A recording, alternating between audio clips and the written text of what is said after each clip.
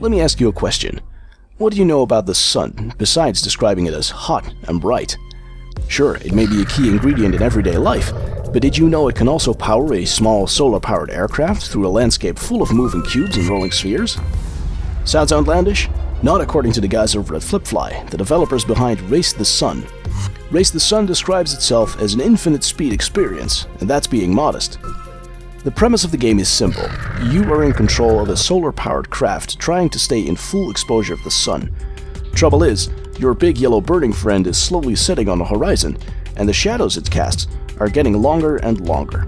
Fall behind, or fly through the shade for too long, and your craft loses all power and glides to a halt. On top of that, the track is littered with blue tries, which improve your multiplier at the end of the run when your score is measured in the distance you flew. Several other pickups include green tries, which give you the ability to jump, and yellow tries, which slightly set back time so you can just about catch that last ray of sunlight before your inevitable demise. The game stands out from the very beginning through its incredible play between light and shade.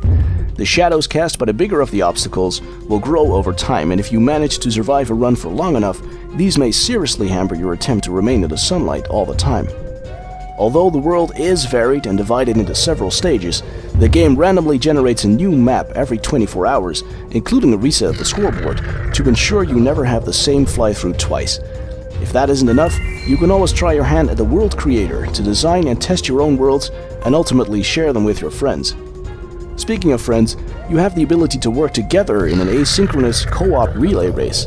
Simply put, this means that when you finish a run, a friend can continue from where you left off until he ultimately explodes into a fiery ball of sparks and tears, at which point you take over again. This goes back and forth 4 times, at which point your combined score is posted to a special leaderboard. The game controls excellent using a keyboard, and the amount of keys used is at a bare minimum. This means that it's very easy to pick up, but getting the timing right on the turning and reaction time of your aircraft may take a little bit longer. Analog support is included for joysticks and gamepads. In conclusion, I have to admit that I had a lot more fun with Race the Sun than I thought I would. The game's scoring system, coupled with the leaderboards and the sense of speed the game provides, have been coming back for several more runs than I initially planned for, and because of the low amount of time required to get a few runs in, I found myself trying to race the sun again and again and again.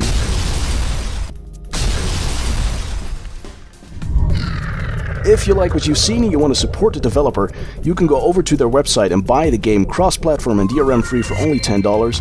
And if you really want to support the people over at FlippFly, they have a greenlight page up for the game right now, so be sure to check that out. I'll link to both of those things in the description. That is all for this episode of In the Beginning. My name is SuddenlyNinja, and if you like this video and you want to support me, you'd be doing me a huge favor by pressing like or leaving a nice comment behind. I also have a small surprise for the people still watching at this point. FlippFly has been generous enough to grant me 5 copies of the game to give away to you guys in the audience. So all you have to do is go to Twitter and tweet about this video to all of your friends. Make sure to include my name in your tweet, so that's @SuddenlyNinja, so that I'll see who is willing to help me get rid of these extra copies. Thanks for watching, guys. Stay tuned for a new In the Beginning next Monday. Bye-bye.